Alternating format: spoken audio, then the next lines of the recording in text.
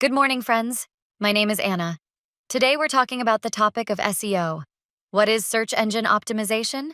No one.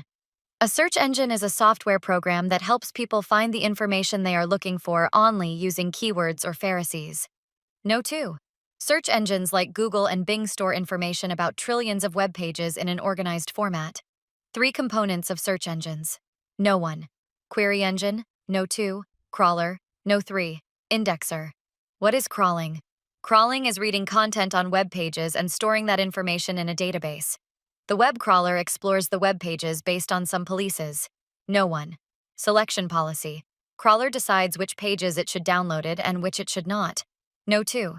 Revisit policy. Crawler schedules the time when it should reopen the web pages and edit the changes in its database. If we want set the do follow the web page, we have to type the do follow with help of robo, txt, and same as no.